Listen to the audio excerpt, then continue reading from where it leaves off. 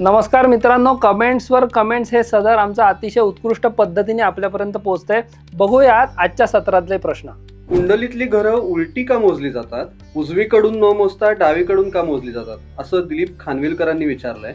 R Ubale यांचा प्रश्न आहे की बेसिक पासून ऍडव्हान्स पर्यंत संपूर्ण पंचांग शिकण्यासाठी नवशिक्यांसाठी एखादं पुस्तक सुचवू शकाल का? तुमच्यावर उपाय करणारे डॉक्टर तंदुरुस्तीबद्दल काही खात्री देऊ शकत नाहीत, मग ज्योतिषी कशी काय देऊ शकतात, असं अविनाश फाटकांनी विचारलंय. आणि अजय इनामदार विचारतायत की श्राद्धाचं जेवण जेवल्यास काही दोष लागतो का?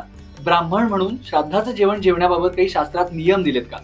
पंचांग कसे बघावे या विषयावरचा आपला एक व्हिडिओ आपण केलेला होता, तर त्याच्यावर आर उबाळे यांनी असा प्रश्न विचारलाय की बेसिक पासून ऍडव्हान्स पर्यंत संपूर्ण पंचांग नवशिक्यांसाठी एखादं पुस्तक तुम्ही सुचवू शकाल का? आता पंचांग पाहण्याविषयी आपली जिज्ञासा जी आहे ती अत्यंत वाखाणण्याजोगी आहे, कारण सध्याचा जमाना कॅलेंडरच्या अधीन गेला आपल्याला माहिती आहे. तर पंचांग कसं बघावं यासाठी मराठीमध्ये अत्यंत सुंदर पुस्तक पंडित किसनलाल शर्मा यांनी पंचांग कसे पहावे या नावाचं पुस्तक आपण केव्हाही विकत घेऊन त्याचा स्टडी करू शकता. किंवा ज्योतिषशास्त्राची जी बेसिक पुस्तक आहेत त्याच्यामध्ये अगदी छान असलेलं पुस्तक म्हणजे सुलभ ज्योतिषशास्त्र हे नवाथ्यांचं अत्यंत जुनं पुस्तक आहे, ऑथेंटिक पुस्तक आहे. तर ते पुस्तक घेऊन सुद्धा त्याच्यामध्ये बेसिक पंचांगातली जी टर्मिनॉलॉजी ज्याला आपण म्हणतो त्याचं अतिशय उत्तम विवेचन केलं आहे. आणि पंचांग ॲडव्हान्स म्हणजे पंचांग गणित आपल्याला शिकायचं असेल तर ते मात्र एखाद्या गुरुच्या जवळ बसून आपल्याला ते करून घ्यायला लागेल, कारण पंचांग गणितामध्ये शिकण्यासाठी अनेक प्रकारचे ट्रिग्नॉमेट्रिक फॉर्म्युले असतील, त्याचप्रमाणे धर्मशास्त्राचे अनेक नियम असतील, मुहूर्तशास्त्र अनेक सगळ्यांची ती एकत्र असलेली मिसळ असते. तर त्यामुळे आपण पंचांग बेसिक जर पाहायला आपल्याला शिकायचं असेल तर या पुस्तकावरनं, त्याचबरोबर आमचा पंचांग कसे बघावे हा यूट्यूब व्हिडिओ आम्ही प्रदर्शित केला आहे, तो आपण जरूर बघा. त्याच्यामध्ये दैनिक पंचांग कसं वाचावं बघावं हे आम्ही समजावून सांगितलेलं आहे. दिलीप खानविलकर आपल्याला असं विचारतायत की कुंडलीतली घरं उलटी का मोजली जातात, उजवीकडून न मोजता डावीकडून का मोजली जातात? आता कुंडली बघायच्या दोन पद्धती आहेत. त्याच्यामध्ये एक नॉर्थ इंडियन स्टाईलची जी आपली डायमंड हॉरोस्कोप ज्याला आपण म्हणतो ती एक पद्धत आहे, आणि साऊथ इंडियन स्टाईलची एक हॉरोस्कोप असते. तर आपली जी नॉर्थ इंडियन प्रकारची डायमंड साईजची जी हॉरोस्कोप असते ती आपण अँटी क्लॉक वाईज त्याची स्थानं मोजत असतो, पण साऊथ इंडियन हॉरोस्कोप जर आपण बघायला गेला तर ती क्लॉकवाईज पद्धतीने मोजली जाते. तर याच्यामध्ये अँटी क्लॉकवाईज किंवा क्लॉकवाईज हा डिफरन्स जरी असेल तरी कुंडली बघायची जी पद्धत आहे ती एकच आहे. त्यामुळे ह्याच्यामध्ये अशा काही क्रमाला विशेष महत्त्व नाही आहे. मुळात कुंडली नीट बघणं हेच अत्यंत महत्त्वाचं आहे असं मला वाटतं. अजय इनामदार आपल्याला विचारतायत की श्राद्धाचं जेवण जेवल्यास काही दोष लागतो का? ब्राह्मण म्हणून श्राद्धाचं जेवण जेवण्याबाबत शास्त्रात काही नियम दिलेत का? ब्राह्मण म्हणून श्राद्धाचं जेवण जेवण्यासाठी मुळात ब्राह्मण कसा असावा, इथपासनं श्राद्धाचा स्वयंपाक कसा असावा, श्राद्धाचा स्वयंपाक करणारी व्यक्ती कशी असावी इत्यादी वेगवेगळे आणि स्वतंत्र अशी नियमावली धर्मशास्त्रामध्ये दिलेली आहे. आणि आपण जो प्रश्न विचारलेला आहे की श्राद्ध भोजनानंतर काही त्याचा दोष लागतो का, तर आपल्या नात्यातलं जर श्राद्ध, सपिंडांमधलं जर श्राद्ध असेल, उदाहरणार्थ आपले वडील आजोबा काका असतील, सासू सासरे असतील, ते मृत झाले असतील तर त्यांच्या प्रतिवार्षिक श्राद्धाला भोजन करण्यास दोष नसतो.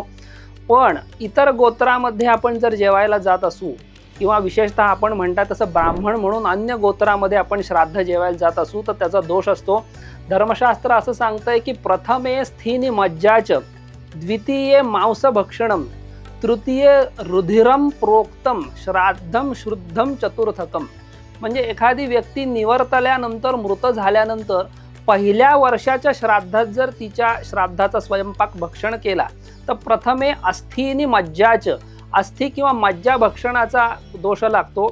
द्वितीय मांस भक्षणम, त्याच व्यक्तीच्या दुसऱ्या श्राद्धामध्ये जर भोजन केलं तर मांस भक्षणाचा दोष असतो. आणि तृतीय रुधिरम प्रोक्तम, म्हणजे तिसऱ्या वर्षी जर श्राद्ध भोजन केलं तर जणू काही रक्तपान केल्यासारखा दोष आहे. म्हणजे हे जे काही उपमा दिलेले आहेत ती दोषाची सिव्हिअरिटी सांगण्यासाठी नक्की डायरेक्ट आपण रक्त पित असतो.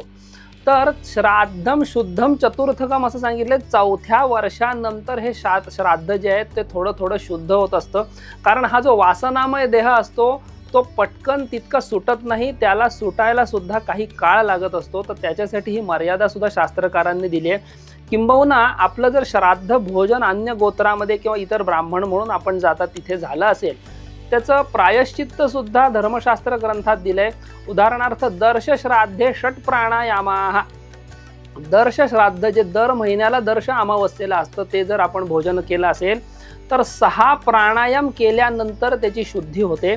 त्यानंतर पुढचं श्राद्ध जे आहे ते म्हणजे महालयादी श्राद्धेषु, म्हणजे महालय किंवा इतर जी काही श्राद्ध आहेत प्रतिवार्षिक श्राद्ध आहेत, त्रिवर्षोर्ध्वम प्रतिवार्षिकेषु षट प्राणायामः, त्याचं प्रायश्चित्त सुद्धा 6 प्राणायामांनी, म्हणजे दर्श श्राद्धाला जे झालं तेच महालय श्राद्धाला.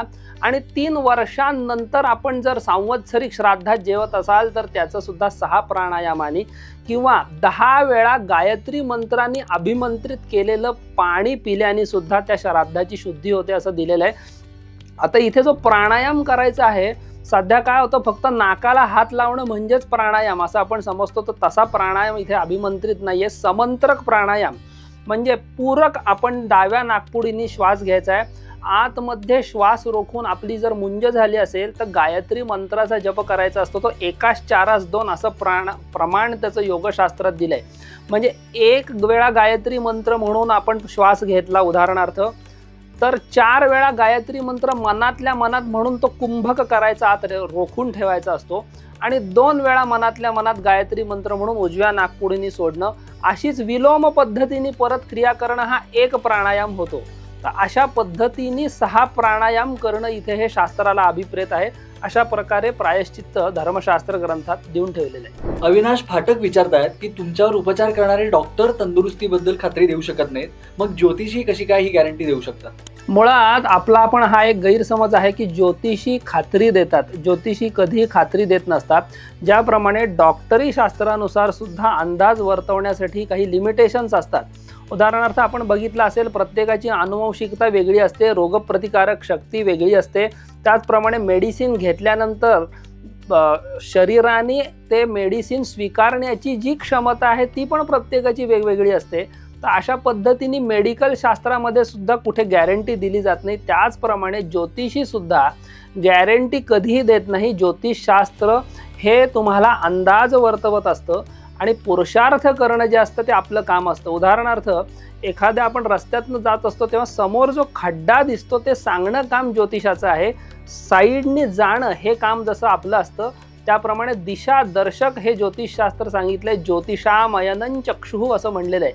चक्षुंचं काम हे ज्योतिषशास्त्र करत असतं. इथे कुठलाही ज्योतिषी 100% अमुक एक गोष्ट होईल असं सांगू शकत नाही. असं जर सांगणारे ज्योतिषी असतील तर ते कुठेतरी गफलत आहे असं मला वाटतं.